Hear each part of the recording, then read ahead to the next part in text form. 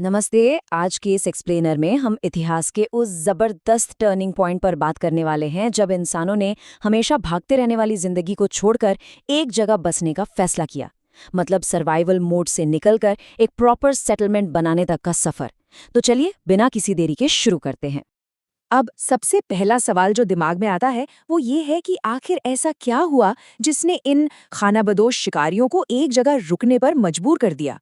मेरा मतलब है, जो इंसान लाखों सालों से सिर्फ एक जगह से दूसरी जगह भटक रहा था, उसने अचानक से खेती करने और घर बनाने की क्यों सोची। आइए इस रहस्य को डिकोड करते हैं। अब जरा इस तस्वीर को देखिए। ये नर्मदा घाटी के पास भीमबेटका की प्राकृतिक गुफाएं हैं। लाखों सालों तक खराब मौसम से बचने के लिए हमारे पूर्वजों का यही ठिकाना हुआ करता था।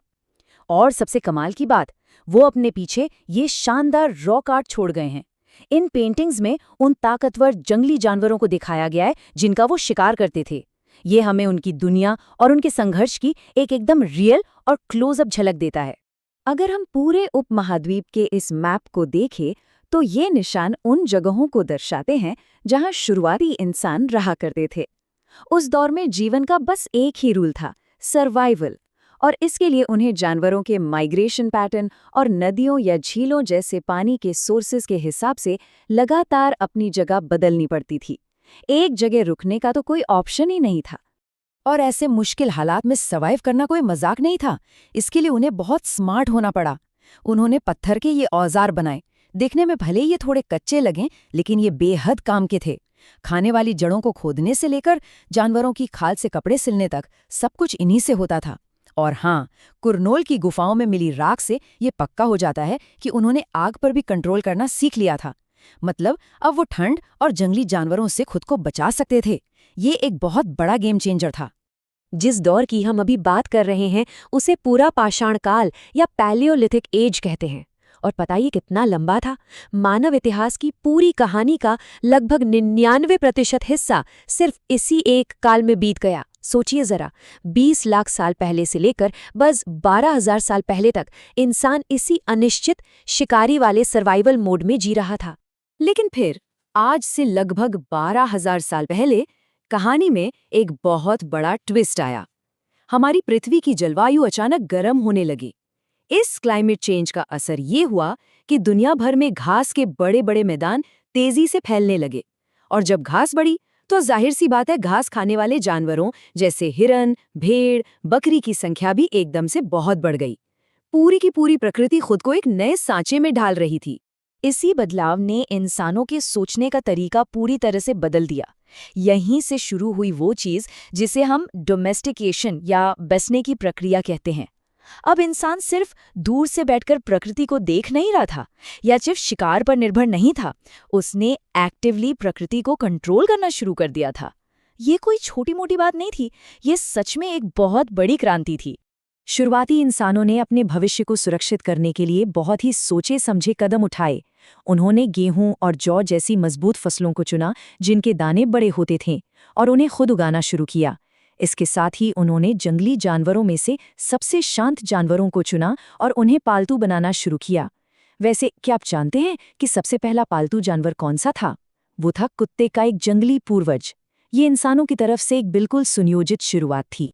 और इस डोमेस्टिकेशन का असर सिर्फ उनके लाइफस्टाइल पर नहीं पड़ा, बल्कि जानवरों की बायोलॉजी तक बदल गई। इस तस्वीर में जंगली सुअर और पालतू सुअर के दांतों का अंतर देखिए। पीढ़ियों तक इंसानों द्वारा सिर्फ शांत जानवरों को चुनने का नतीजा ये हुआ कि पालतू जानवरों के दांत और सींग उनके खूंखार जंगली पूर्वजों के मुकाबले काफी छोटे हो गए। मतलब इंसानों के फैसलों ने सच में प्रकृति के विकास को नया आकार दे दिया।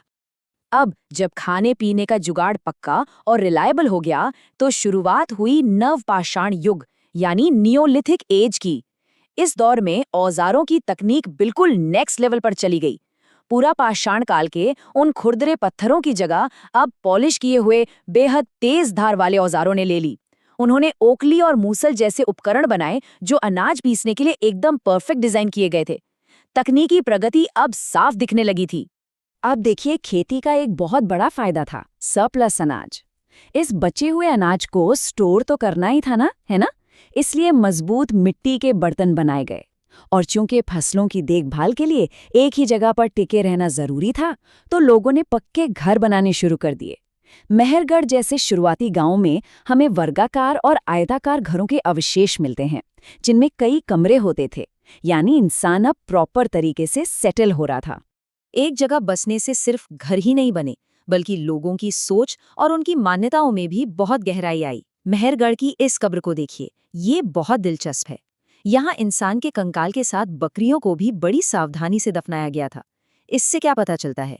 शायद वो ये मानते थे कि मृत्यु के बाद भी एक जीवन होता है और अगले सफर में खाने पीने के लिए ये जानवर उनके साथ रखे गए थे। और यहीं से हमारे मन में एक बहुत ही गहरा सवाल उठता है। खेती और एक जगह बसने की इस स्थिरता ने इंसानों को सिर्फ रहने के लिए सुरक्षित घर ही नहीं दिए, बल्कि इसने उन्हें वो मानसिक शांति और फुर्सत भी दी जिसमें वो जीवन, मृत्यु और अनंत काल जैसी गहरी बातों पर सोच सकें। जब पेट की भूख शांत होती है, तभी तो दिमाग ऐसी बातों की ओर जाता है ना? तो जरा सोचिए, आज हम जिन मान्यताओं और विश्वासों के साथ जीते हैं, उनके बीज शायद इन्हीं पहले गांव की मिट्टी में बोए गए थे। इस एक्सप्लेनर में हमारे साथ जुड़ने के लिए बहुत बहुत शुक्रिया।